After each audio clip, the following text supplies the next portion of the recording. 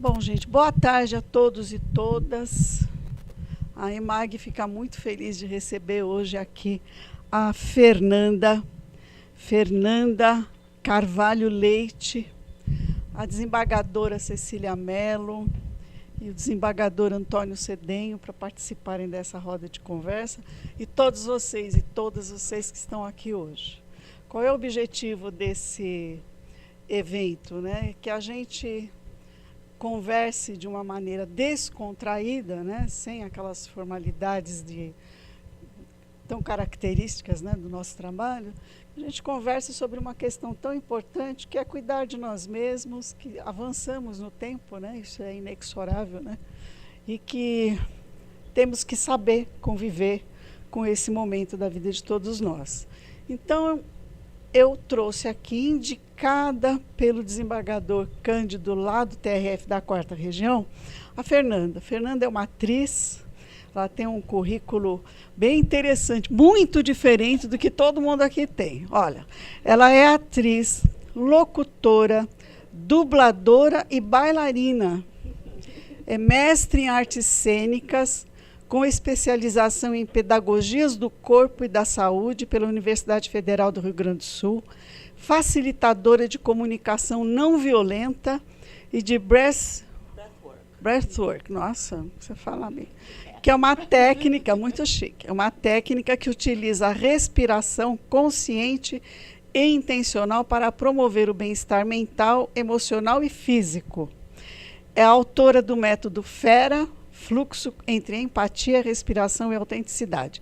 Ao longo da carreira, ela já participou de 18 espetáculos teatrais, 28 filmes e de mais de 30 performances de dança. Um de seus espetáculos mais conhecidos é o Velha Demais, letra D, mais, né? No qual apresenta um monólogo com temática feminista e anti-idadista, unindo teatro, música e dança para tratar do envelhecimento da mulher. Em parceria com a atriz Silvana Alves, ela iniciou em 2017 o projeto Dubla Poa. Isso? Dupla Boa? Achei que tinham trocado, invertido. Uma letra seria Dupla Boa. Não, de Boa de Porto Alegre. Tá. Com o objetivo de fomentar a construção e o crescimento de um polo artístico e técnico na área de dublagem no Rio Grande do Sul. Nós temos aqui também nossos convidados, que todo mundo aqui conhece, mas ela não conhece, a Fernanda não conhece, então eu vou dar aqui o currículo. A desembargadora federal aposentada Cecília Mello, ela atuou no Tribunal Regional Federal nosso, aqui de 2003 a 2017. Nossa, foi bastante tempo, não? E como advogada e procuradora do Estado de São Paulo de 85 a 2003. É mestre em Direito, Justiça e Cidadania pelo IDP. Atualmente exerce a advocacia, prestando assessoria consultiva e processual, principalmente em Direito Penal e Direito Público. E é vice-presidente do Conselho Superior de Assuntos Jurídicos da Fiesp. E temos o nosso desembargador federal Antônio Cedenho, também aposentado, que também veio da advocacia, ingressou no TRF3 em dezembro de 2004, atuou no órgão especial, no Conselho de Administração do Tribunal, no Conselho da Justiça Federal da 3ª Região e exerceu a vice-presidência do Tribunal. É doutor e mestre em Direito Constitucional pela PUC de São Paulo, onde obteve especialização em Direito de Empresa e se tornou bacharel em Direito. Pós-graduado em Direito Comercial pela Universidade de São Paulo e autor do livro Diretrizes Constitucionais da Assistência Social. Temos aqui a diversidade, vocês estão vendo, né? A diversidade de gênero e a diversidade de formação intelectual e, né, formação profissional. Então, aqui pelo nosso roteiro, eu devo dar aqui a palavra para Fernanda Carvalho Leite, a fera, para que ela conduza daqui para frente o nosso trabalho. Muito obrigada mesmo. Muito feliz de estar aqui, doutora Marisa, doutora Cecília, doutor Antônio. Quero agradecer ao doutor Cândido Alfredo Júnior, que foi quem me indicou para estar aqui, porque essa mesma conversa aconteceu lá em Porto Alegre, no TRF4, assim como outras atividades, como de comunicação não violenta, e também conversas sobre ser mulher no Dia da Mulher, né? Nós fizemos essas atividades lá. Mas o Dr. Cândido, ele assistiu esse espetáculo que vocês estão vendo aqui no fundo, o cartaz dele, que é Velha Demais. Né? Vocês notam que o demais está escrito com um positivo, trazendo um convite a refletir sobre esse envelhecer de uma forma positiva. Esse espetáculo já está há 5 anos em cartaz. Eu tive em São Paulo aqui o ano passado, em novembro, na abertura de um congresso na USP de psicologia comportamental. E dessa vez não deu para trazer, mas quem sabe o ano que vem eu apresento o espetáculo para vocês. Ele traz, bom, é isso, tenho tido uma circulação por diversos estados e cidades com ele. Esse espetáculo, ele traz, fala sobre o envelhecimento, sobre esses dilemas do envelhecimento, principalmente na perspectiva da mulher. Embora tenha sido escrito o argumento original do Bob Balles, ele, ao se ver envelhecendo, se perguntou: puxa, deve ser muito pior para uma mulher. Se para mim está sendo difícil, para uma mulher ainda é pior na cultura. E a gente já vai aprofundar um pouco mais sobre isso. Então, foi um processo em que também eu trouxe esse nome artístico, Fera, com o intuito de me trazer muita força num momento muito difícil, que foi da pandemia, e que atualmente eu entendo também como um acrônimo de um método que também é o assunto desse encontro de hoje, que vocês vão ver logo mais. A peça, ela traz esse lugar de uma crise. A partir do momento que estamos nos dando, e que eu me dei conta que eu estava na metade da minha vida, com sorte, com sorte, né? Aos 45 lá, eu pensei, puxa, como eu quero viver essa segunda parte da minha vida, essa última parte, esses próximos momentos. É um momento de crise que, de acordo com esse livro, A Passagem do Meio, que inclusive foi me dado pelo Dr. Cândido, a gente vive trocando referências sobre o etarismo, a velhofobia, como defende a Miriam Gondeberg, que inclusive eu vi que ela, acho que já esteve aqui na imagem, ela defende, Fera fala velhofobia, não é etarismo. Etarismo também vale para pessoas jovens. Preconceito com as, então é velhofobia, vamos naturalizar esse termo. O Dr. Cândido me deu esse livro e ele traz esse convite à reflexão: quem sou eu para além da história e dos papéis que eu representei até agora? Imagino vocês, desembargadores, juízes, magistrados, né? É um papel muito forte, uma instituição muito importante. E então, no momento da aposentadoria, eu imagino se perguntar, né, e agora? E qualquer pessoa, qualquer situação. Eu, como atriz, estava lá na pandemia, teatros fechados, sem poder trabalhar, fazendo teatro pelo Zoom, sem o menor sentido para mim. E agora? O que vai acontecer? A arte, a cultura, o teatro já é bastante desafiador, é uma situação completamente diferente em termos institucionais, né, em termos de garantias ou estrutura. Então, eu me fiz essa pergunta: e agora? O que eu vou ser? O que eu vou fazer para sobreviver? E também entendendo, né, desse lugar da passagem do meio, que a aproximação da morte, não é? Então, precisamos olhar para esse lugar também como uma sombra necessária. Então, adoro o trabalho da Ana Cláudia Quintana Arantes, com esse livro, que A Morte é um Dia que Vale a Pena Viver, onde ela traz essa reflexão: saber perder, ou seja, perder o tempo que passou, né, perder a jovialidade, vamos dizer assim, é a arte de quem conseguiu viver plenamente o que ganhou um dia. Viver plenamente. Quero trazer esse termo de viver plenamente como algo importante que a gente vai olhar daqui para frente e que é algo que a peça Velha Demais convida a refletir.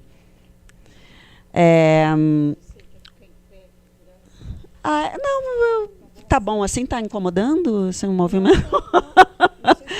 Não, não, não tenho problema. Movimento.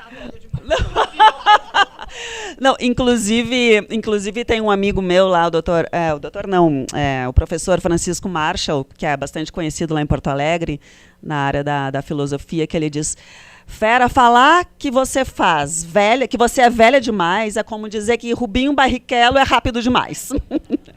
Brincadeiras, né? Eu entendo que eu sou velha demais, por exemplo, para uma criança.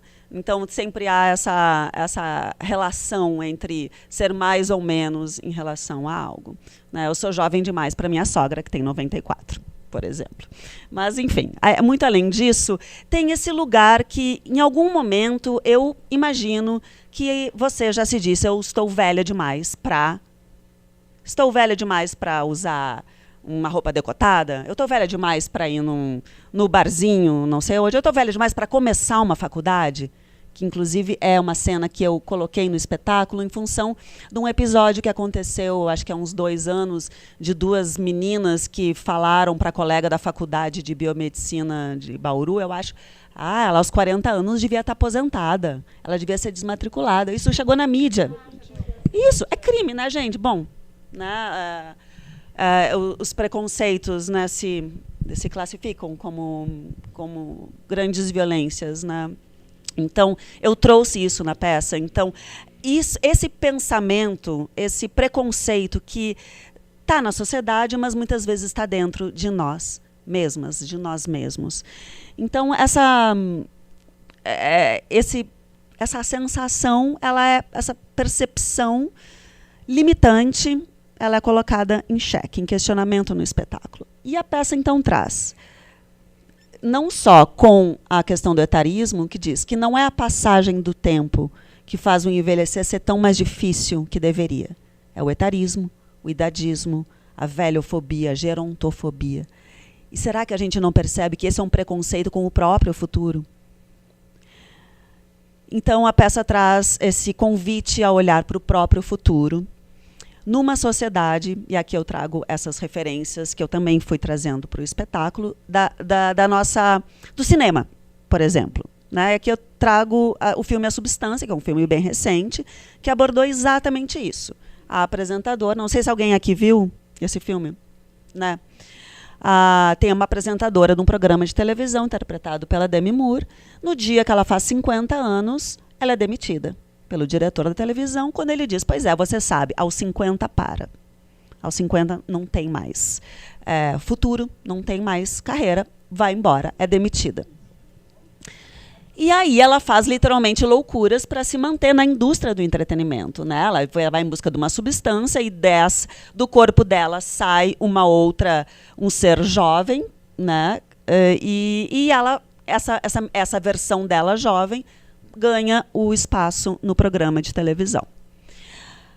E nós tivemos... E ela se vê como? Ela se vê como essas 2 figurinhas pequenas, monstruosas. Ela se vê assim como um monstro. Essa cena que ela está tirando o batom vermelho seria um encontro com um homem que a admirava desde sempre, muito além da fama dela como apresentadora, mas por ela ser quem ela era, como foi uma colega de escola.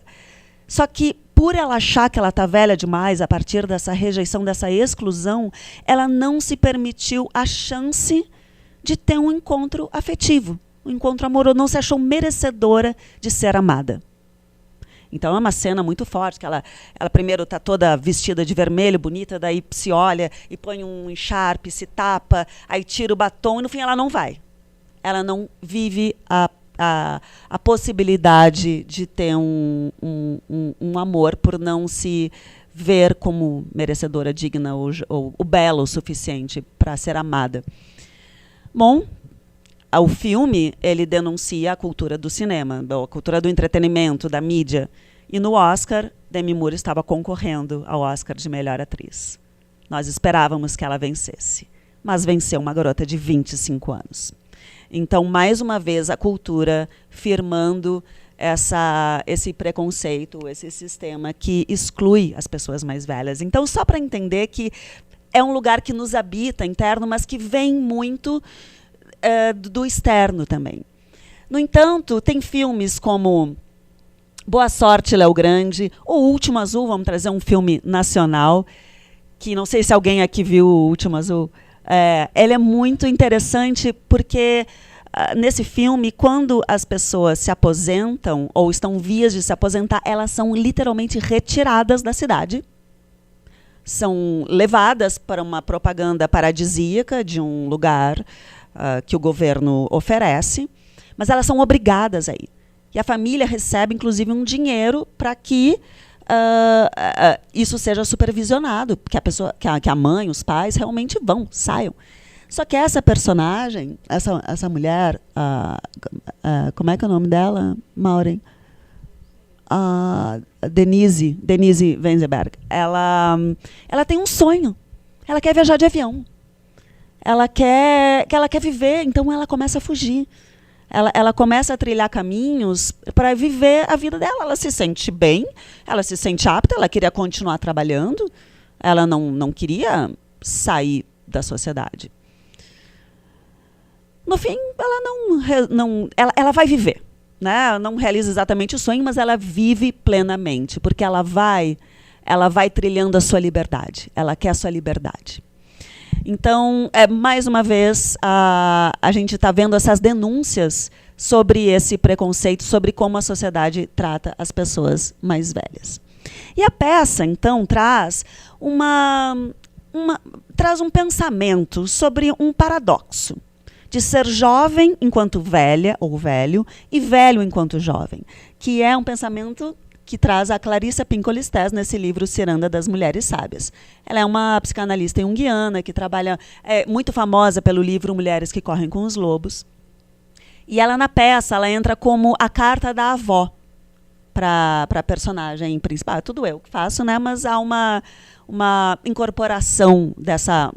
A minha personagem vai na casa da avó e encontra uma carta. A avó que já faleceu. Então, ela traz esse convite a viver plenamente dentro desse paradoxo. De ser jovem enquanto velha e velha enquanto jovem. E nesse paradoxo do tempo. Nós vivemos muito tempo até aqui, mas temos pouco tempo pela frente. Temos mais tempo livre, porque estamos nos aposentando, mas, ao mesmo tempo, temos pouco tempo ainda de vida pela frente. Então, há uma intensidade nesse lugar. Então, viver plenamente. A peça também traz esse convite. O recado, o grande convite da mulher sábia é viver a vida plenamente. Viva a vida plenamente, porque quando uma pessoa vive de verdade, todas as outras também vivem. E isso fala muito para nós, né? Muito mulheres que somos cuidadoras, que temos filhos, que muitas vezes abrimos mão de viver desejos próprios, vontades próprias para cuidar dos outros, né?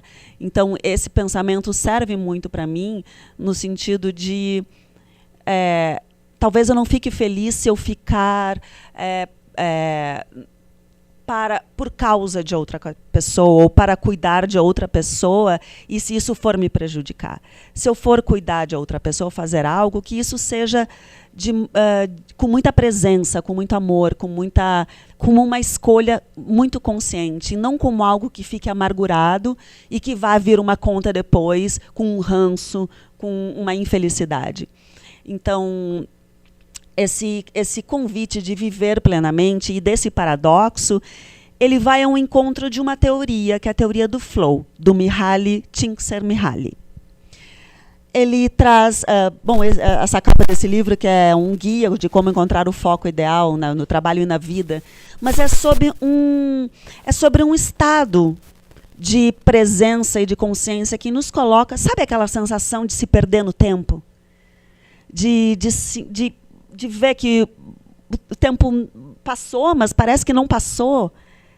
Uma sensação que não é exatamente de uma felicidade, mas que há depois que vem esse sentimento de felicidade, ou de alegria, ou de prazer. Mas é um estado de atenção, de presença, de foco.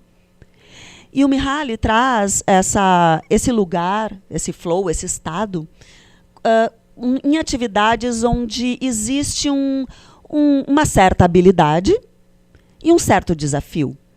Então, é algo que eu sei fazer em algum grau, que tenho algum desafio também.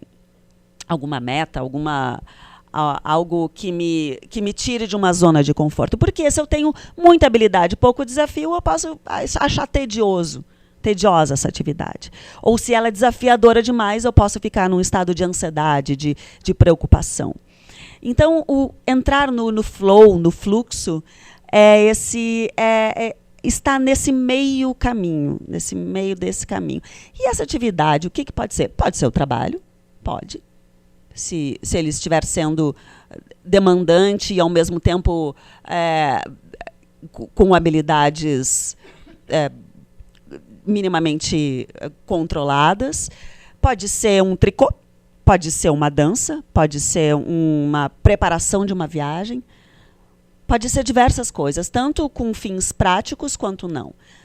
Mas o Mihaly, ele traz principalmente como uma atividade autotélica, que seria uma atividade que tem um fim por si só, um objetivo por si só. Então, não se trata mais de fazer algo para ganhar a vida ou algo para alguma coisa. É uma atividade que tem um fim por si só, que pode ser tida como inútil, ou como a Julia Cameron traz, que depois eu vou trazer para vocês, o caminho do artista, como um encontro com o seu artista. Algo que talvez não tenha uma serventia para os outros, mas que em algum lugar há uma serventia em si, interna. Então ele chama isso, esse convite à atividade autotélica, onde ela nos faz encarar a vida com envolvimento e entusiasmo. É uma atividade que a gente faz por ela mesma e experimentá-la é o objetivo principal. Uma atividade intrínseca, importante e valiosa por si só. E aí ele traz esse pensamento, que é um pensamento budista. Haja sempre como se o futuro do universo dependesse do que você faz e, ao mesmo tempo, ria de si mesmo por pensar que o que quer que você faça vai fazer diferença. É uma brincadeira séria que mistura uma preocupação e humildade. Então, com essa postura, não é preciso vencer para a gente se sentir contente. Então, não se trata de uma competição lá, quando coloca os desafios ou as metas, né? Não se trata desse aspecto competitivo, mas que fazê-la já é uma recompensa por si só. Há um feedback imediato nessa atividade. Então, aí agora, né, o que atividade seria essa? Talvez aí vocês estejam se perguntando, o que é isso? Qual seria a minha atividade autotélica?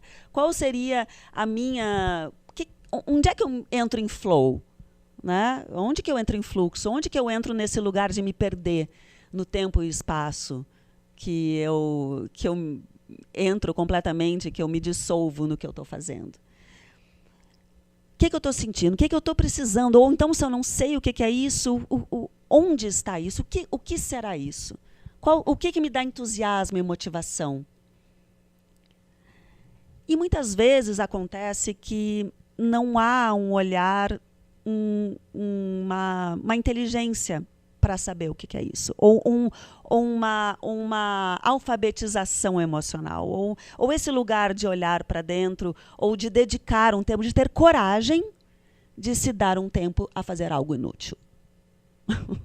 Algo que inútil no sentido de produtividade. Eu me vejo muito nessa. Eu, como uma profissional autônoma, me vejo muito nessa roda de produtividade virtuosa. Tudo que eu faço parece que precisa ter um fim, uma utilidade. Eu vou fazer isso porque isso pode contribuir para o meu trabalho, porque isso pode ser importante para alguma coisa. Então, parece que eu estou sempre num lugar para servir a algo que vai me trazer um retorno depois. Não a coisa por si só já ser um fim em si. Então, isso se trata de uma busca por algo autêntico, algo que é seu e só seu.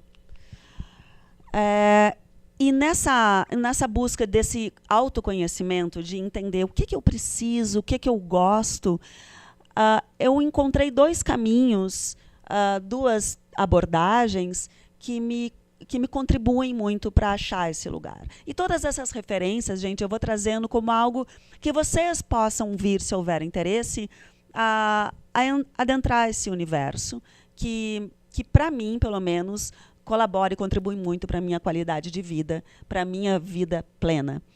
Que uma delas já é como, né, a comunicação não violenta, né, que pode ser como a linguagem da vida, ou pode ser comunicação compassiva ou comunicação autêntica, onde eu entendo que os meus sentimentos, eles são de minha responsabilidade. Então, me tirou de um lugar de vítima, ou de um lugar de culpar os outros por aquilo que eu estou sentindo. Então, os meus sentimentos, eles são realmente sinalizadores de algo que eu preciso, de uma necessidade que eu preciso atender. E muitas vezes essa necessidade pode ser de sentido. Como a minha crise que eu passei lá, que eu relatei para vocês, minha crise de meia-idade, qual o sentido? Qual o sentido de fazer teatro pelo Zoom? Não tem. Sem o contato humano, sem o público, sem essa troca corpo a corpo, os teatros fechados, a cultura desvalorizada. Qual o sentido de eu insistir nesse lugar? Como que eu vou fazer para sobreviver com isso? E aí o Bob Balles veio para mim com um texto escrito "Você está velha demais para isso". Era o texto, era o título original. E aí eu li texto que falava sobre etarismo e eu entendi que eu estava velha demais para deixar de ser artista. Então nós fizemos o espetáculo na sala da minha casa, para 20 pessoas, com máscara, assim que nasceu o espetáculo. Mas, ao mesmo tempo, eu fui buscando outras áreas de estudo que faziam sentido para mim, porque eu estava precisando encontrar sentido, pertencer a outros universos que não só aquele do teatro. Quando eu estudei biologia, eu sou formada em ciências biológicas, eu amei a disciplina de evolução do pensamento científico, que conta a história das mudanças de paradigma na ciência. Antes se achava que a Terra era o centro do universo, né? Depois se viu que não, Sol, Galileu, não, é o Sol aqui o centro desse sistema, e que o universo é muito mais amplo. E assim vai. Muitos paradigmas foram sendo rompidos. Então eu fui entendendo que as verdades iam mudando. Então as verdades, elas não são imutáveis. Isso me deu uma sensação de liberdade e um potencial e um entendimento sistêmico e complexo da vida e das relações que me deixou muito entusiasmada e apaixonada, que me levou a finalizar a graduação e seguir a minha vida artística, porque eu fui em busca de humanidade. Na biologia, o ser humano era um corpo morto para ser analisado ali na disciplina de histologia. Então, isso foi bem traumatizante para mim. Eu entendi que a vida que eu queria estudar era a vida dinâmica do movimento, dos sentimentos e, obviamente, a integração com a natureza. E, então, nessa busca de sentido também,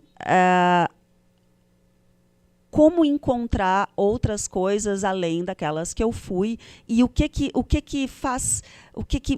toca o meu coração, o que toca a minha artista, não só a artista da arte, mas a criatividade. Então a Julia Cameron traz essa abordagem de desbloqueio criativo, que é o caminho do artista, um processo de 12 semanas que vai trabalhando sensos de pertencimento, de identidade, de segurança, de conexão.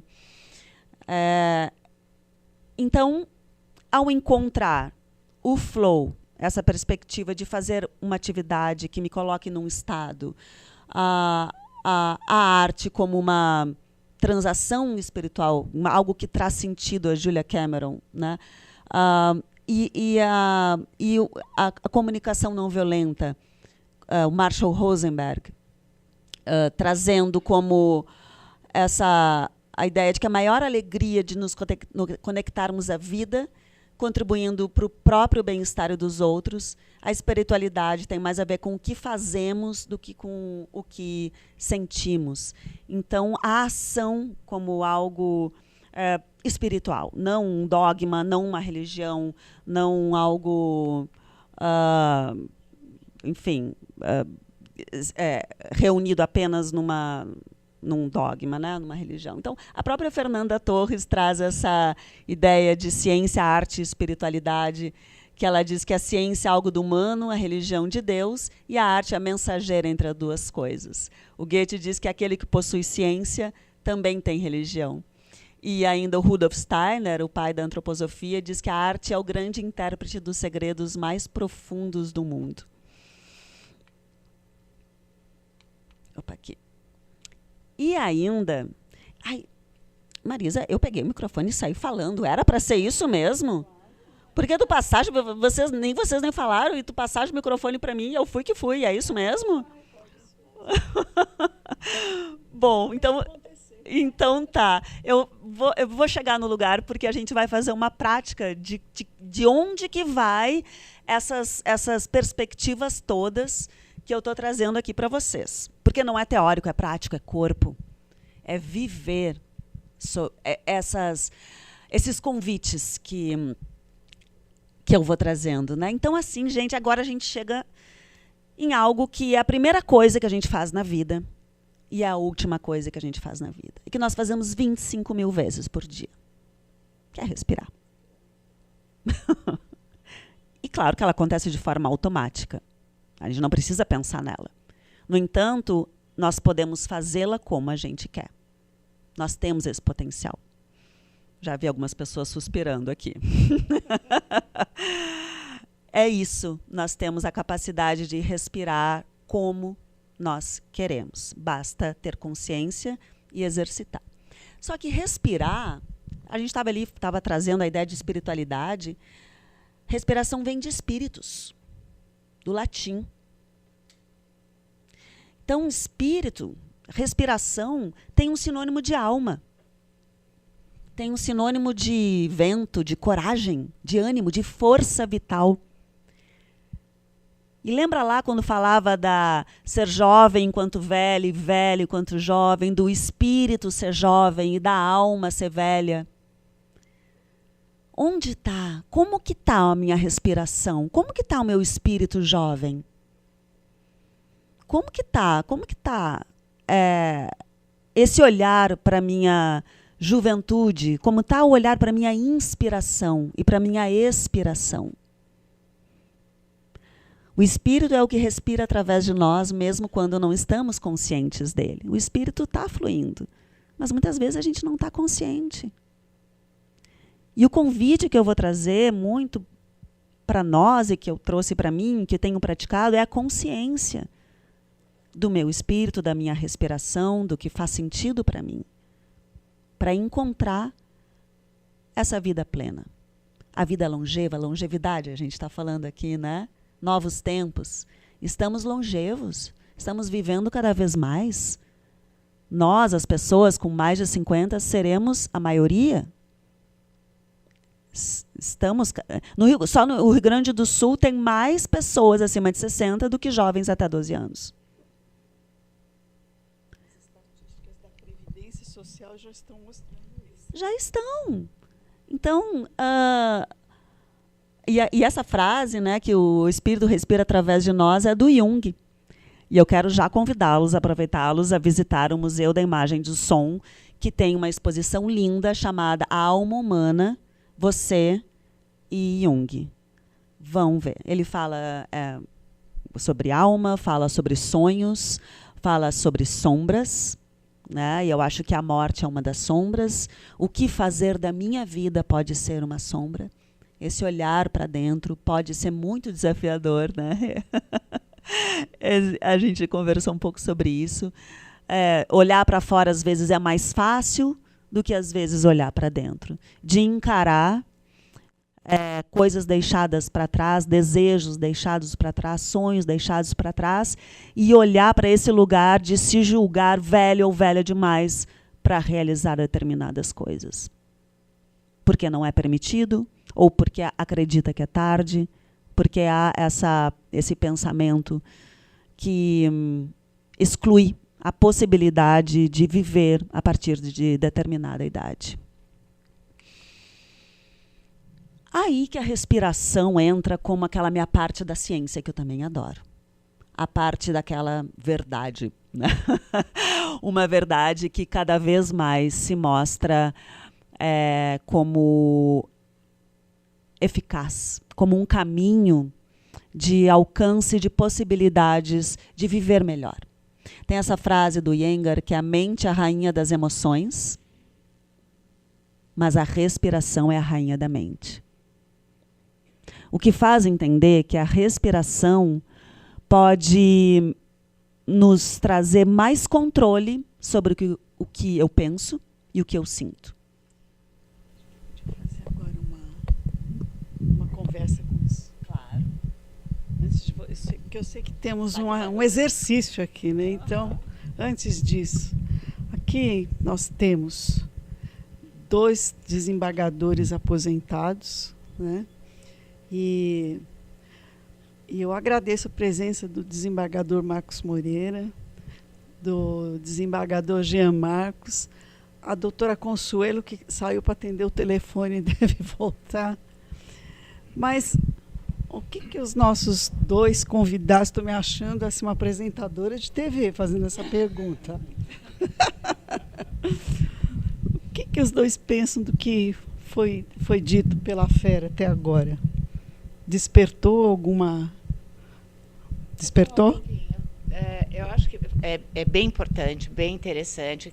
Evidentemente que cada um de nós tem uma vida diferente, um pensamento diferente, uma maneira de agir diversa.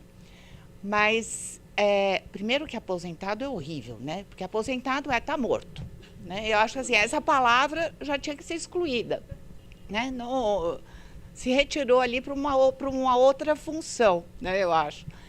Mas, especificamente, claro que teve toda uma introdução, toda uma narrativa densa e importante para se chegar à conclusão, mas não a conclusão final, mas essa conclusão parcial, que é o domínio ou o controle do seu sentimento pessoal, das suas razões e da sua respiração e da maneira que você vive, como você aproveita essa vida, né? E eu acho isso super importante, porque essas questões não estão dissociadas. O desejo, o desafio, o desejo, a vontade, o preparo físico, quando eu coloco na respiração, são todos componentes de um bem viver, seja ele em qual momento, né? No nosso meio, né, que é o jurídico, vamos dizer assim, o etarismo não tem um peso tão grande como em outras profissões, porque o conhecimento ele é mais relevante que a sua idade, mais relevante que os seus cabelos brancos, ou até os seus cabelos brancos podem trazer uma conotação de conhecimento mais profundo e de vivência. Mas o desejo de estar vivo, o desejo de um novo ciclo, tem que estar presente. Porque senão não adianta essas boas condições no entorno, né?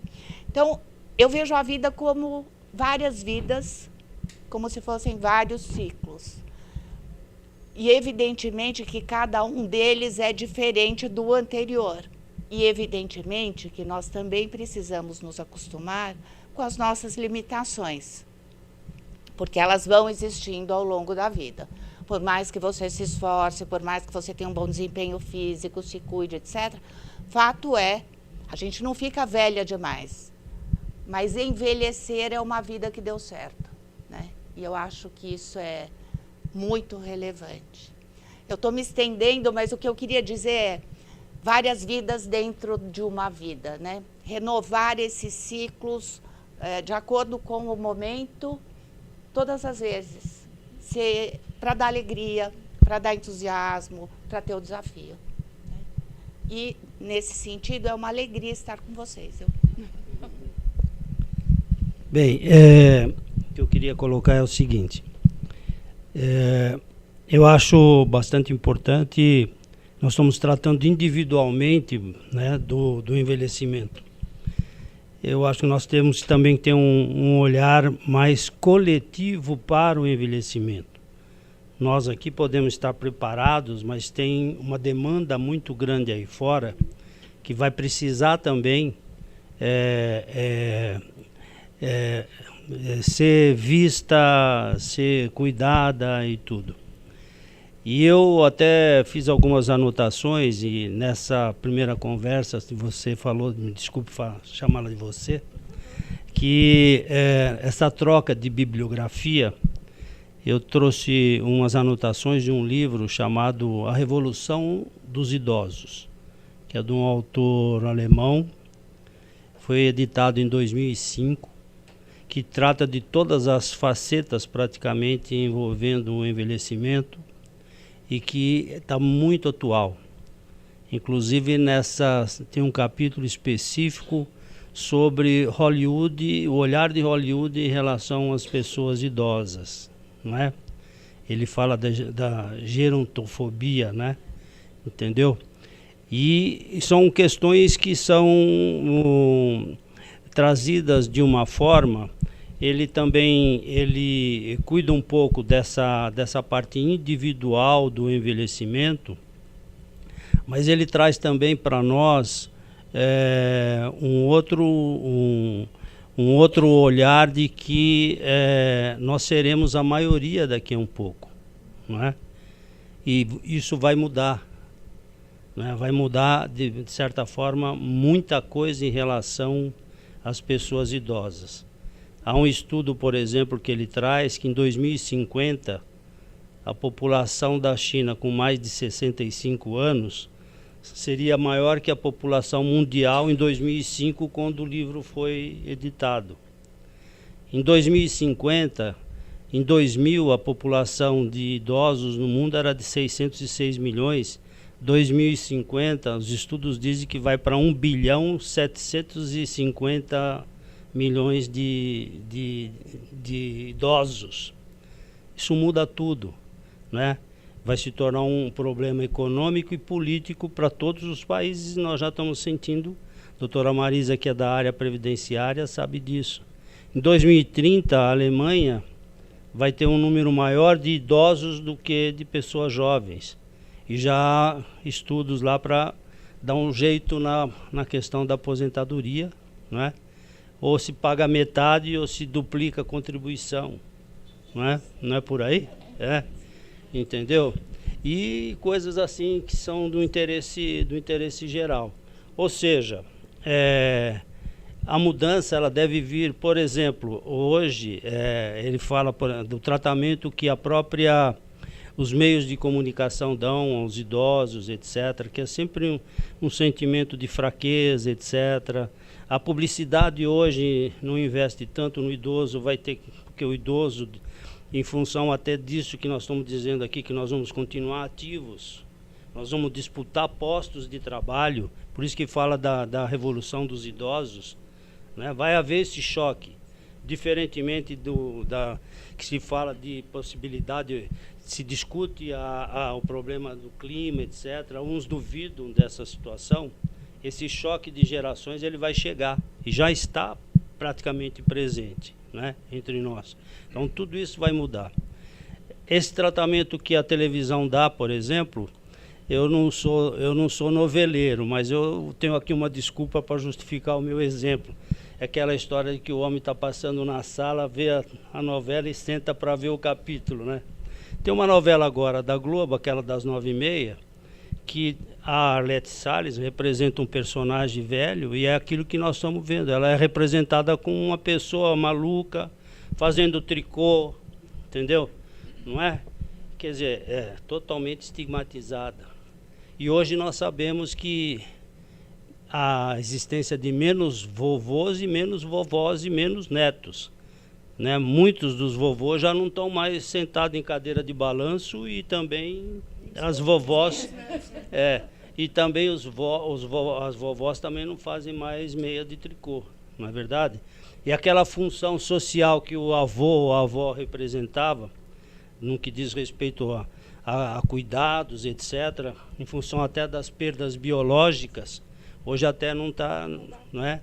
E o autor trata até disso. Ele fala, em 2005, ele falava da geração Viagra, que hoje possibilita que alguém tenha filhos que vá conviver com o neto, né? Hoje, atualizando, seria a geração Tadalafila, né? Não seria mais a geração Viagra. Ou seja, o que de certa forma dá um alento para nós de que a sociedade vai ter que mudar o entendimento em relação aos velhos, né? Eu não estou aqui politizando, mas há um projeto aqui agora do 6x1, de eliminar o 6x1. Isso, de certa forma, vai possibilitar que pessoas idosas também tenham mais possibilidades de trabalho, não é? Não é verdade? Então, é esse o olhar do livro que eu trago para cá, no sentido de que há também uma luz no fim do túnel, porque vai ter que ter um cuidado, né? A sociedade vai cuidar. E aquilo que a Cecília falou, tem um autor chamado Stanley Kunitz, ganhou um prêmio Pulitzer. Ele fala que a morte social, né, é a aposentadoria. E ele classifica o termo aposentadoria como uma palavra suja, quer dizer, bem, né, entendeu? Então, elimina, exclui, né, entendeu? Então, essa é a contribuição que eu acho que deve trazer. Até para nós é meio chocante, né, Marisa? É chocante, né? Falar, não, eu sou desembargador federal aposentado. Esse aposentado sai assim com pesar, né? Com pesar, né? Mas é isso, desculpa. Só vou falar uma coisa, vocês vão achar engraçado, mas não sei se está ligado.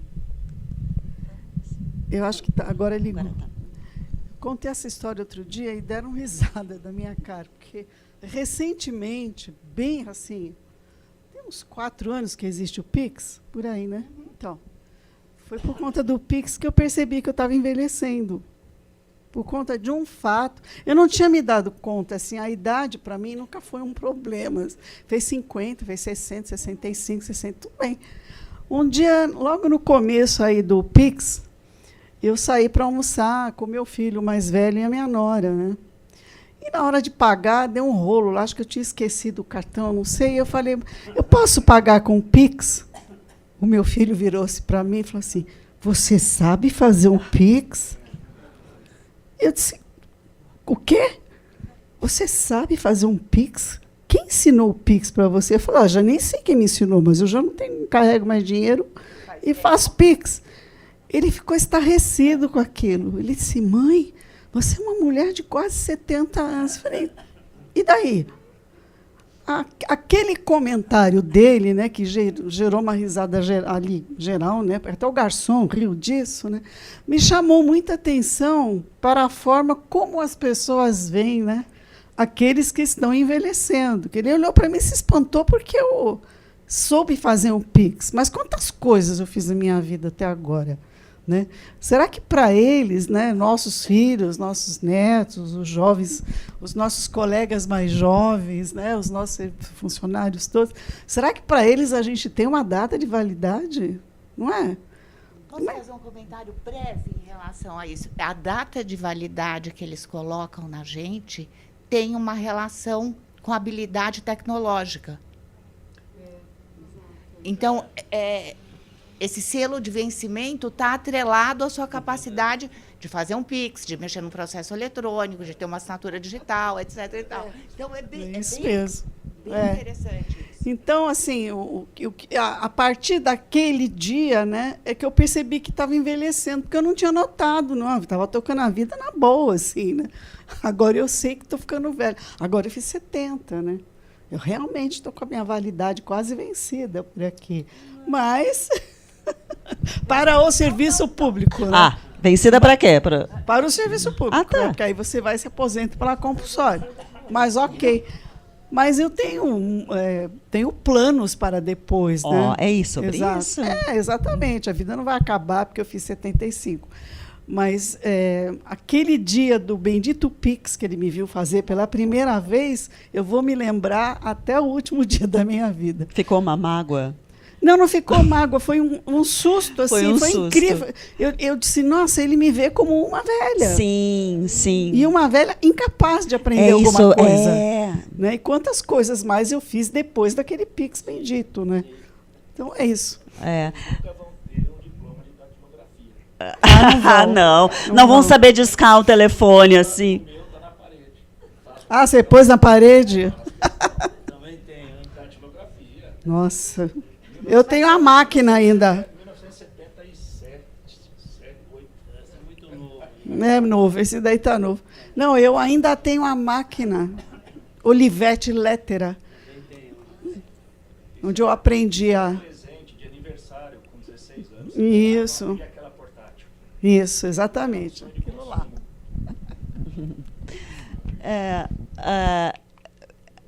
Então, muito obrigada pelas contribuições, por essa conversa que a gente está tendo, dessa visão sobre esses termos, né, que incomodam tanto, como a aposentadoria, e também sobre a visão sistêmica do envelhecer de acordo com o futuro, né, que nos aponta aí como uma necessidade de convivência entre gerações.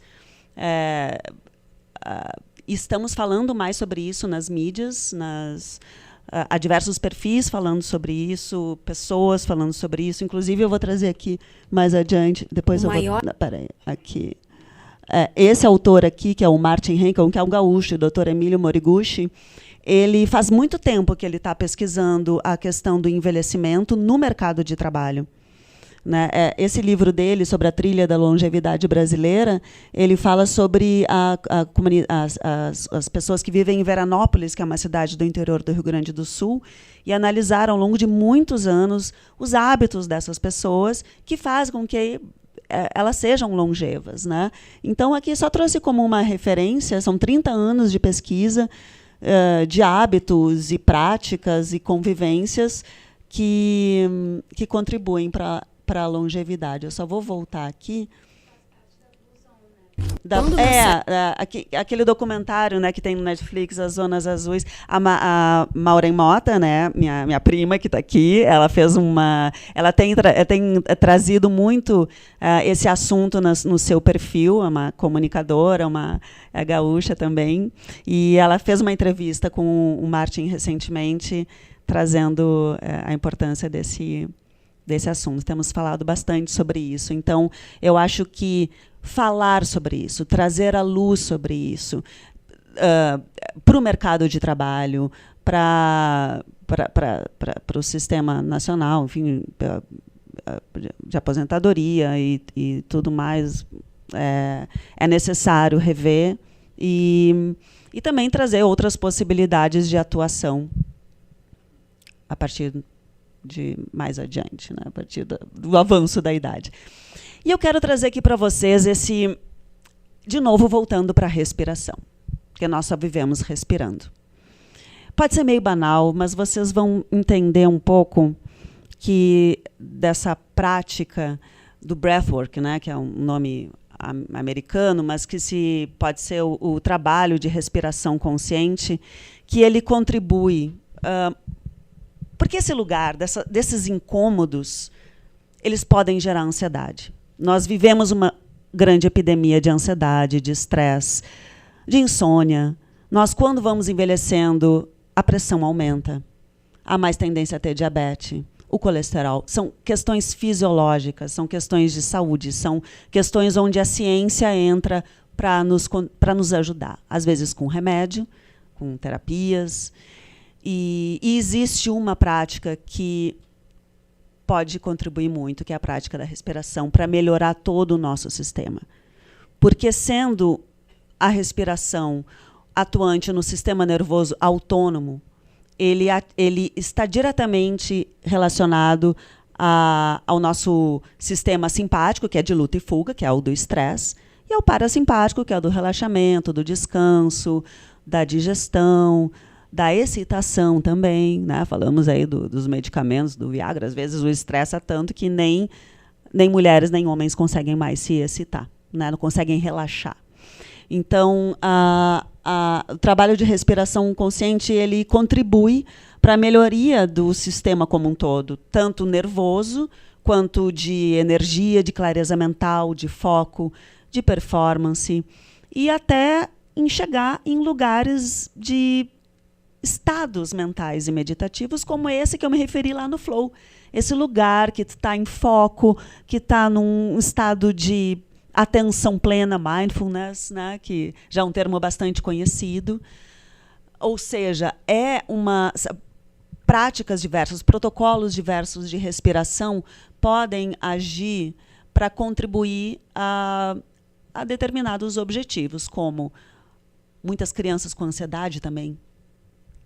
O transtorno de déficit de atenção também é uma grande questão. E o que a ciência tem mostrado que isso pode estar ligado muito a uma respiração disfuncional, a uma hiperventilação. Muita respiração bucal, por exemplo. Ou então apneias. A apneia da tela, já ouviram falar? A apneia do e-mail, que foi uma executiva da Microsoft que, apesar das práticas que fazia de respiração, de meditação de manhã, quando chegava na empresa, ela se via sem respirar, em apneia. Isso acelerava o coração, isso ia aumentando o estresse. E ela fez um experimento, é Linda Stone, o nome dela. E ela fez experimentos com mais de 200 pessoas e constatou que esse é um fenômeno que acontece. Existe a famosa apneia do sono e existe a apneia das telas. E nós, que estamos convivendo cada vez mais com telas, podemos estar vivendo cada vez mais momentos de apneia sem perceber, por não termos consciência da nossa respiração. Quando meu cérebro sente algo estressante, é como se um interruptor fosse ligado.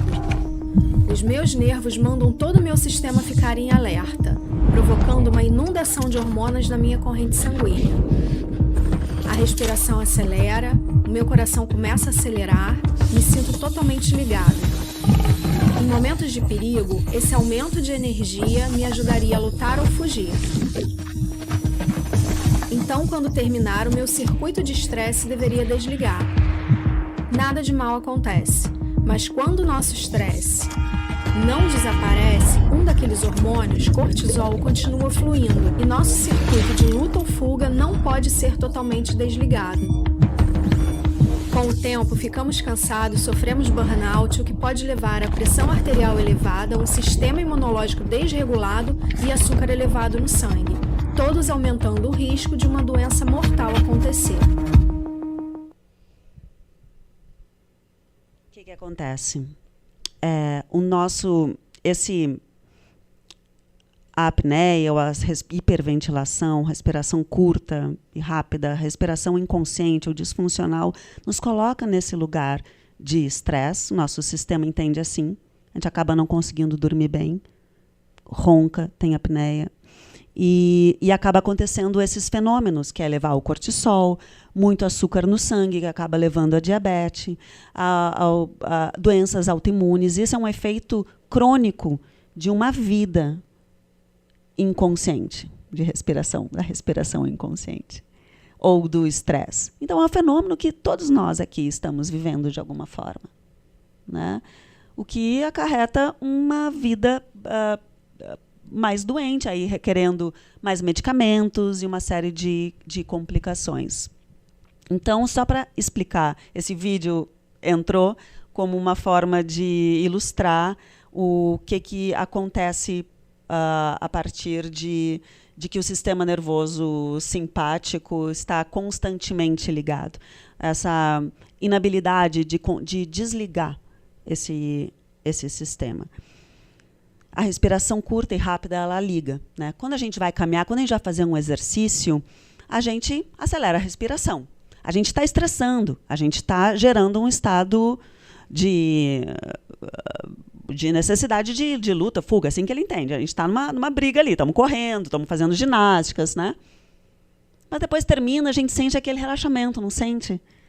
Aquelas endorfinas todas acontecendo, a gente relaxa. Foi uma atividade proposital. A gente se colocou nessa situação porque sabe que é saudável colocar o corpo nesse lugar. Andar, correr e caçar são atividades que os nossos ancestrais faziam e a gente deixou de fazer porque o nosso estresse está sendo com o corpo parado. Está sendo aqui no computador, está sendo nos processos, está sendo em atividades executivas, o corpo não está gastando aquela glicose que foi liberada para lutar. Né? Que é isso que o corpo faz. Quando a gente entra num lugar de perigo, libera glicose para agir. E aí não libera, aí diabetes. A pressão está alta, não relaxou. Então, quando a gente faz uma respiração ou o esporte, por isso que as atividades físicas são boas, usa essa glicose, usa essa energia e depois relaxa. Quanto mais estressado eu estiver, mais rápido eu vou respirar. E quanto mais rápido eu respirar, mais estressado eu me torno.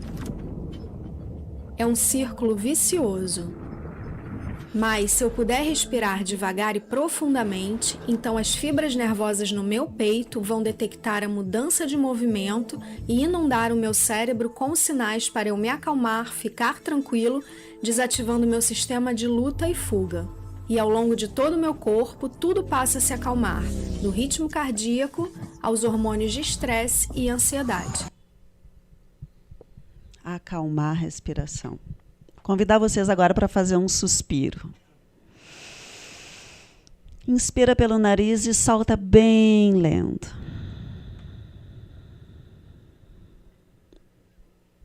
Mais uma vez.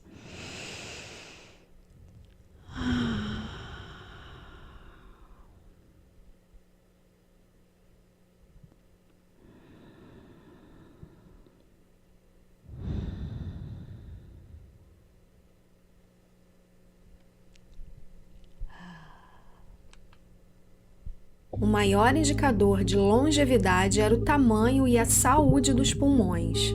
O estudo de Framingham analisou 5.200 pessoas ao longo de 70 anos. Eles até realizaram estudos nos quais observaram pessoas que haviam recebido transplantes de pulmão. Aqueles que receberam pulmões maiores viveram muito mais do que aqueles que receberam pulmões de tamanho normal ou menores. Então, não importa como você consiga esses pulmões, maiores é melhor. E felizmente, não precisamos fazer um transplante para conseguir isso. Podemos praticar respiração saudável, podemos fazer alongamentos, podemos nos exercitar e isso naturalmente pode manter o tamanho dos nossos pulmões. A função pulmonar começa a cair muito rapidamente depois dos 30 anos. E especialmente para as mulheres entre 50 e 60 anos. E é aí que a saúde das pessoas começa realmente a se deteriorar. Sua função pulmonar, quanto ar você consegue colocar nos pulmões, quanto tempo consegue prender a respiração, tudo isso é indicativo da sua função respiratória geral e da sua saúde geral. Obtemos mais energia da respiração do que da comida e bebida. Inalamos e exalamos 13,6 quilos de ar em nossos pulmões todos os dias. Esse é o James Nestor. Ele escreveu esse livro, ele é um jornalista científico, escreveu esse livro Respire, a nova ciência de uma arte perdida, onde ele ficou 10 dias, fez um experimento de ele mesmo, acompanhado por outro colega e por médicos, 10 dias respirando somente pela boca, e observou todos os seus índices, a sua saúde despencar. A respiração bucal, enfim, é um agravador da saúde piorada, né? É um agravador de doenças. Então, essa abordagem, ele traz a respiração, os pranayamas, as práticas dos yogis, dos monges, ela é ancestral, é de muito tempo. Então, eles conseguem esquentar o corpo, ativar o sistema imunológico.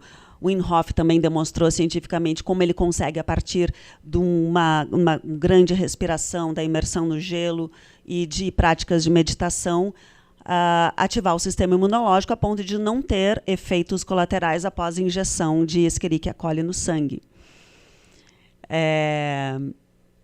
Práticas de respiração, então, também, além de contribuir para a saúde, também podem contribuir para encontrar criatividade, estados meditativos, estados de sentido, de encontrar essas atividades autotélicas que eu me referi antes. esses doutores, a doutora Patrícia Gerberg, Dr. Richard Brown, eles têm uma prática que nós vamos fazer, que é da respiração coerente. É inspirar em 6 tempos e expirar em 6 tempos. E o nervo vago, que é um dos maiores nervos que a gente tem, ele conecta coração, pulmão, vísceras ao cérebro. Ele informa o que está acontecendo aqui nos nossos órgãos ao cérebro. Então, as inervações são aferentes. Ou seja, ele informa o que está acontecendo aqui para o cérebro. Então, se a minha respiração é curta e rápida, informa o cérebro que estamos em estresse. Agora, se a minha respiração fica mais longa e lenta, informa ao cérebro que nós estamos calmos, está tudo tranquilo, podemos relaxar. Então, se a gente faz uma respiração mais longa e lenta, nós nos acalmamos. É simples assim, que eu quero trazer. Simples assim. Basta apenas dedicar alguns minutos para fazer uma respiração mais longa e lenta. Se for o caso de acalmar uma ansiedade, um estresse crônico, uma hiperventilação, questões de insônia, questões de pressão alta. Então, esses doutores, eles falam essa maneira bonita de dizer que o cérebro escuta os pulmões. Então, em termos neurológicos, a respiração e emoções estão estreitamente conectados. Junto com aquela frase do Iyengar, que é um yogi, que diz: a mente é a rainha das emoções, mas a respiração é a rainha da mente. Então, aqui são médicos, a ciência comprovando que, sim, a respiração pode ser a senhora, pode ser quem comanda a nossa mente, que pode estar querendo dizer que nós estamos velhos demais para alguma coisa, que não podemos mais fazer determinadas coisas, e também ser senhora da nossa coragem, do nosso coração, do nosso entusiasmo para ir em direção àquilo que eu realmente desejo, aquilo que faz sentido. E o que é isso? Um estado de presença, de consciência e de meditação pode levar ao encontro do que é isso, em que direção eu quero ir. Não sei se acho que eu me dei uma volta, né? Porque é esse sistema ligado entre o fisiológico e o sutil. É um pouco sobre isso. É a ciência, a fisiologia do corpo, a prática, o comportamento e o espiritual, que é aquilo que faz sentido, aqui é a ação que faz sentido para mim. Aqui tem uma metáfora de quem somos nós. Né? Nossa mente são cavalos, essa mente que daí entra esse lugar dos preconceitos, né? Ou essas palavras horrorosas que a gente encontra por aí, esses comentários que nos colocam, nos põe em dúvida, né, das nossas capacidades. Então, essa é a nossa mente, que vai nos levando, às vezes, por lugares que não queremos. O nosso corpo é essa carruagem, ou o nosso carro. Nós somos essa pessoa que está sentada nesse carro, a nossa consciência, e a respiração é as rédeas que une a minha consciência e a minha mente, o meu cavalo, meus cavalos, o meu corpo. Então, a respiração como rédeas do meu ser, do meu corpo, da minha mente, das minhas emoções. E aí tá. Né? Não vamos pirar, vamos respirar e vamos nos inspirar. E agora que eu trago um convite para a gente fazer uma pequena prática, de 10 minutinhos, sentadinhos mesmos, mas para a gente acessar essa respiração mais longa e lenta e ver o que acontece junto com as imagens e com os convites que vão acontecendo. Vocês topam? Ariete, se quiser apagar um pouquinho.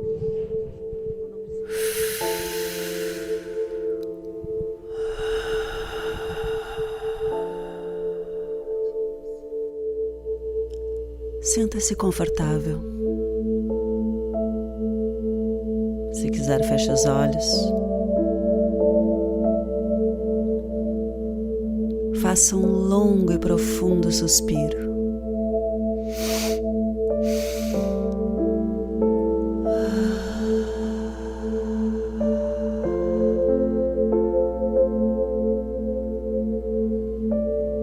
Mais uma vez, se necessário.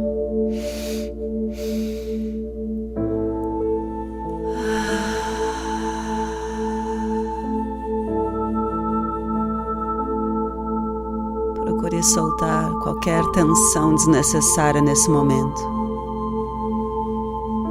E traga a atenção para sua respiração, seu corpo.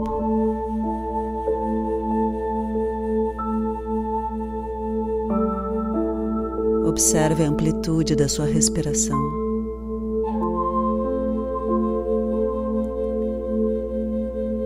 Permita que ela se acalme, se torne cada vez mais longa e lenta.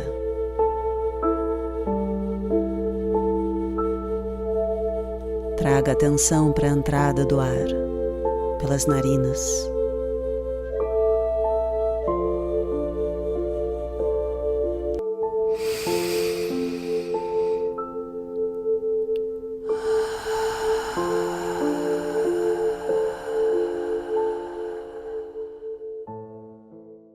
Observa então como está a tua respiração, tua presença. Movimenta pés, língua na boca, mãos. Uma experiência poética, uma experiência tranquila, calma.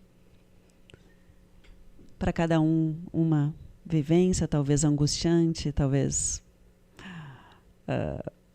estimulador ainda mais da ansiedade por não se permitir parar. Não sei. Cada um viveu alguma coisa, cada um sentiu. Não propus um ritmo, a convite de que cada um fizesse a sua escuta e fizesse dentro da sua capacidade, porque a colocação de um ritmo requer um esforço e a intenção foi trazer aqui uma experiência. Alguém gostaria de falar alguma coisa?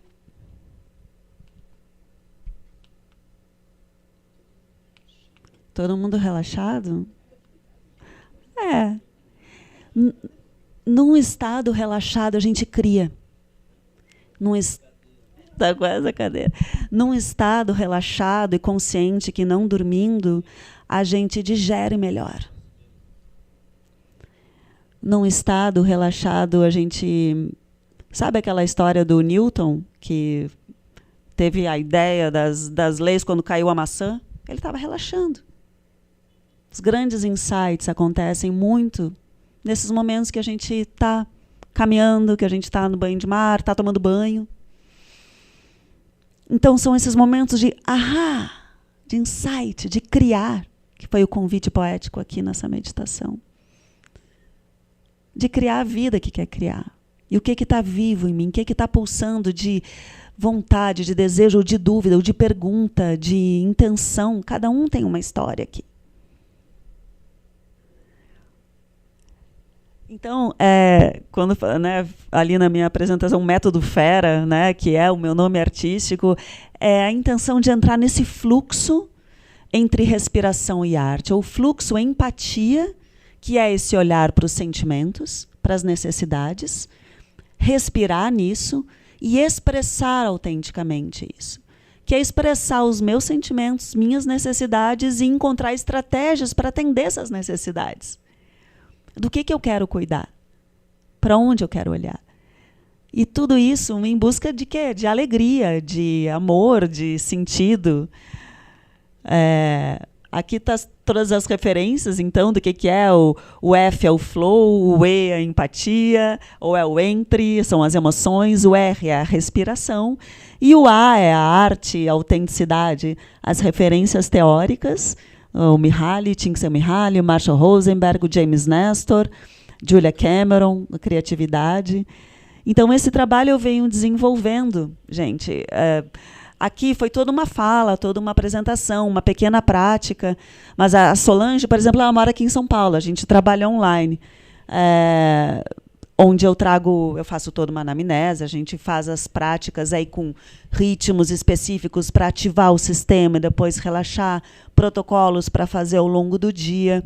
E ela relata aqui nesse depoimento de que tem impactado na saúde física e mental. Ela sofre de ansiedade, ela desenvolveu uma doença autoimune também, uma espécie de urticária, né? E tudo isso tem ajudado. Ela é uma pessoa muito empática e sofre com o sofrimento alheio. Então, ela precisa muito desenvolver uma habilidade emocional de separar, entender os limites entre ela e os outros. E esse trabalho tem sido bastante curativo para ela, assim como essa outra cliente minha também, que ajudou a relaxar, a melhorar o foco, a melhorar o sono. Enfim, são depoimentos. Salve, meu nome é Felipe Marques. Esse é o meu professor. Fera Carvalho, ela foi minha aluna aí na formação de Breathwork, Neurociência da Respiração. Hoje eu trabalho formando profissionais, eu sou embaixador da respiração como diplomata humanitário e a Fera, ela, desde que eu conheci no evento presencial, ela já se mostrou assim, uma pessoa muito curiosa, uma pessoa que estava sempre interessada em aprender mais, em evoluir, e eu sou fã desse tipo de pessoa, sabe, que está nessa busca constante. E como profissional na formação ela foi se desenvolvendo, foi se destacando, sempre muito prestativa, e assim, agora eu vejo que ela está voando. Queria dar os parabéns, realmente uma pessoa diferenciada. E se você que está vendo esse vídeo vai ser acompanhado pela Fera, tanto na parte de comunicação não violenta, na parte criativa, ou para regular suas emoções, ganhar essa produtividade com você, você está em excelentíssimas mãos. Confia, respira e vai dar certo demais. Tá, isso aqui é só para mostrar para vocês alguns depoimentos desse trabalho que eu venho fazendo, que não é só em uma palestra, em uma pequena demonstração, né? Então, essa é a forma que eu trabalho no meu estúdio em Porto Alegre, de forma presencial ou online. Ai, aqui é o Dr. Cândido. Ó, Dr. Cândido, doutora Maria Helena. A gente fez um evento aí mais intenso, né? Um encontro de 2 horas, uma masterclass onde a gente fez aí uma prática de 30 minutos, 40 minutos, onde realmente sente o efeito de uma alteração de estado de consciência, que daí entra porque tem esse lugar, né? Eu não consigo meditar. Não, meditação não é para mim. Né? Não consigo. Depois de uma prática de breathwork, é possível entrar nesse lugar porque acontece fisiologicamente. Não é a mente dizendo, para de pensar, a mente, não, agora não pensa mais nada. Agora, não é assim. Então, a prática da respiração que leva para... Então, é sobre isso, sobre esse trabalho, trata de regulação do sistema nervoso, trazendo... mais calma, trazendo uma qualidade de sono melhor, que é muito importante para o nosso bem-estar, né?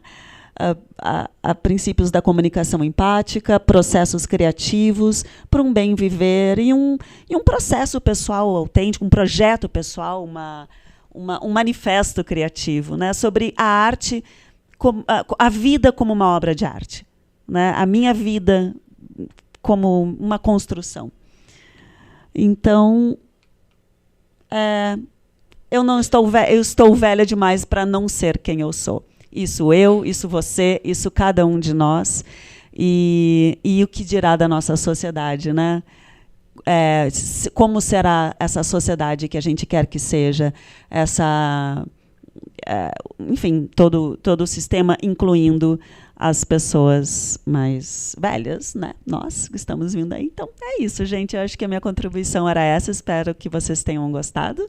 Que aqui tem um QR Code para contato comigo, se quiserem conversar individualmente ou saber mais. Eu agradeço muito mais uma vez. E acho que a gente segue conversando, né? Agora.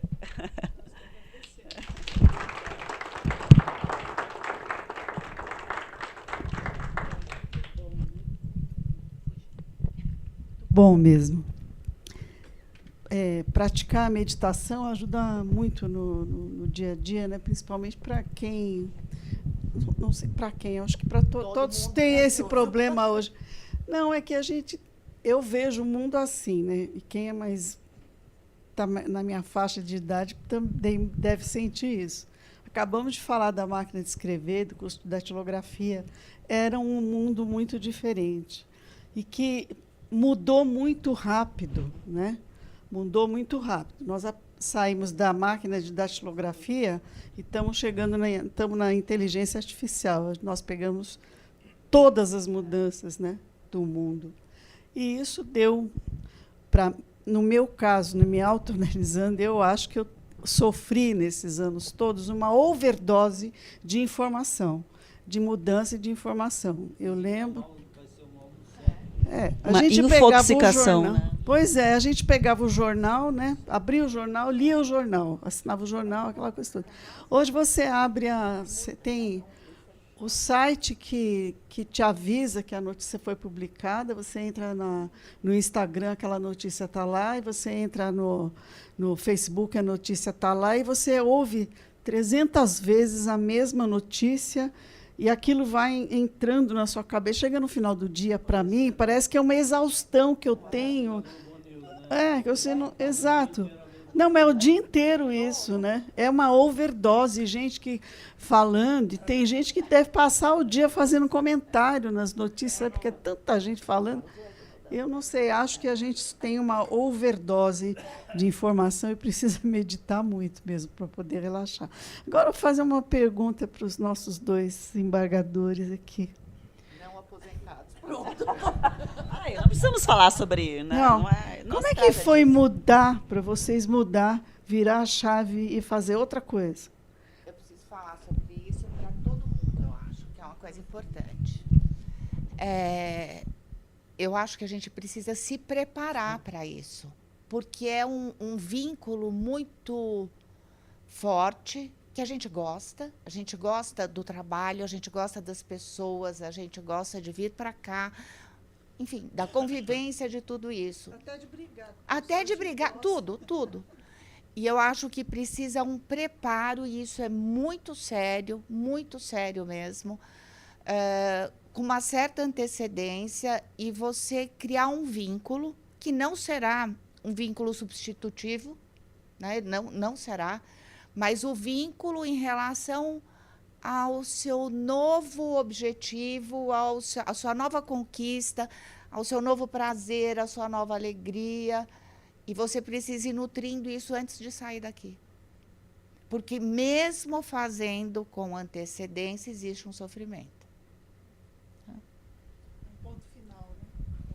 Existe um sofrimento. Mesmo você nutrindo o outro caminho, a transição é uma transição de vida.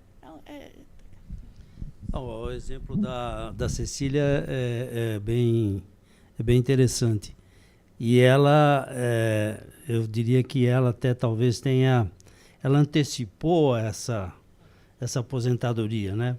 Porque normalmente a gente fica aguardando a compulsória. No caso dela, não. Ela se sentiu à vontade para poder buscar um outro caminho antes da compulsória. Seria mais difícil. Não, mais difícil mesmo, mais difícil. Né? Porque ela não quis chegar à expulsória, né? Que é um outro termo, também pesado, né? Mas eu tenho a impressão que essa passagem, no meu caso, a função que hoje eu ocupo lá na assessoria jurídica do gabinete do prefeito lá em Santo André, que é um cargo equivalente a secretário, ela já me foi prometida antes de eu sair do tribunal, né? Então eu fiquei praticamente só 4 meses no exercício da aposentadoria, né? Logo eu assumi o cargo na prefeitura. E é um cargo que também me contempla numa outra situação, que é a possibilidade de advogar. Como secretário eu não poderia, mas como uma mudança de nomenclatura eu posso advogar. Então, eu tenho a impressão que eu estou num momento bom, com entusiasmo, com um sentido de futuro, de um futuro pela frente, de fazer coisas novas, etc. Então, para mim foi uma passagem mais tranquila, né? Isso. Ela veio, Aí ela você veio fez o naturalmente, descanso, isso, né, e agora volta. entendeu? Mas não foi sem rumo. E uma coisa que a Cecília disse, e é verdade, nada substitui o que nós passamos aqui, né? Isso a gente vai levar para a vida toda, uma experiência das mais gratificantes, principalmente para nós que viemos da advocacia, viemos de um outro meio, né? E passamos a ter uma nova vida aqui dentro, fomos muito bem acolhidos, enfim. É uma situação que você não tem como fazer o corte, né? Mas a passagem foi uma passagem, eu diria, tranquila, nesse sentido foi tranquila. Mas é sempre um desafio, né? É sempre um desafio. Porque uma das características da aposentadoria é a perda financeira, né? E a gente passa por isso também. Então, se você tem que procurar um outro caminho também para poder equilibrar as coisas nesse sentido, né? Mas, felizmente, no meu caso, é que eu falo individualmente, cada um de nós aqui pode ter uma experiência. E agora o nosso objetivo é cuidar do coletivo também, quer dizer, politicamente, eu acho estranho, porque nós tivemos uma experiência aqui no tribunal, que de um deputado que se elegeu quase que a vida toda como deputado federal, o Arnaldo Faria de Sá, pegando um nicho que são os aposentados, o previdenciário. E eu fico pensando, né, os políticos são tão espertos para algumas coisas e ainda não perceberam que aqui nós temos um número de eleitores assim absurdo aí para conquistar. Infelizmente só se fala de aposentado numa época de CPI do escândalo da aposentadoria, etc. Eu acho que vai chegar a hora que nós vamos ter que falar também do capital humano que tem aí pela frente, né? Entendeu? Posso só? Claro. Rapidamente. Só para agradecer a você, muito especialmente, pelo convite, pelo encontro. É muito gratificante, muito gostoso. Obrigada. No meu caso, Eu que agradeço. Eu tenho a certeza que a Marisa me convidou, porque eu tenho lugar de fala. Então, Não, eu fico grata que estejam todos aqui. Eu só gostaria de falar uma coisa, me ocorreu agora, porque a gente falou da Previdência e tal, né? Eu cheguei aqui em 88, em 98, a gente teve uma grande reforma da Previdência, vocês lembram? Que foi com a Emenda Constitucional 20, né? E que cortou ali uma boa parte dos direitos dos servidores públicos. Depois nós tivemos outra em 2019. Mas em 98, eu me lembro bem disso, muita gente das carreiras jurídicas se aposentou com medo do que ia acontecer, se ia perder direitos, tal, né? E eu vejo hoje pessoas que se aposentaram na faixa dos 40 anos naquela época, que hoje estão com 70 e poucos anos e que praticamente morreram naquela data, porque foi uma decisão assim, sem planejamento, né? Foi um susto e se aposentaram. Eu tenho assim perto, dentro da minha família, alguém que saiu aos 48 anos com a Emenda 20, já virou o mundo umas 10 vezes, porque não tem mais o que fazer, e hoje está completamente perdido.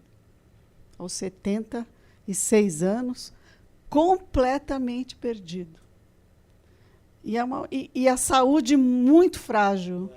Né? As emoções prejudicaram demais e não consegue sair disso. Né? Tivemos também. Exatamente. Então, planejar, né, cuidar-se é bom sempre. Né? Depressão, né? Então, a necessidade de olhar para a saúde mental, né? Esse trabalho, embora é sobre isso, é sobre a NR1 que está vindo aí também, né? De olhar para a saúde mental dos trabalhadores, de todos nós, né? Então, por isso que eu trago esse trabalho, a respiração como um facilitador de melhora da saúde mental, da saúde emocional, inclusive de encontrar estratégias do que fazer.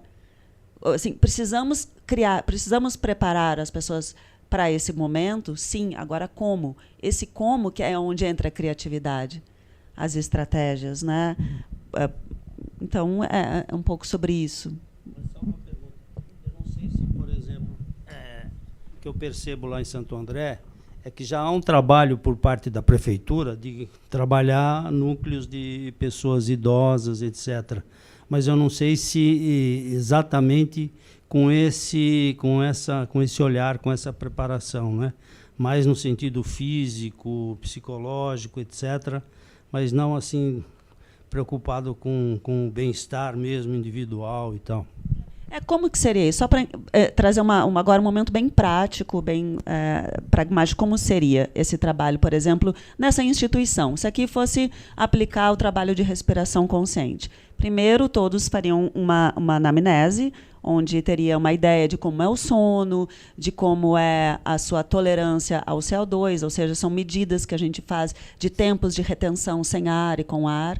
É algo muito simples de fazer, de como se há uma respiração que está funcional em termos de diafragma, de canais, se pelo nariz, se pela boca, se tem asma, se tem uma série de coisas.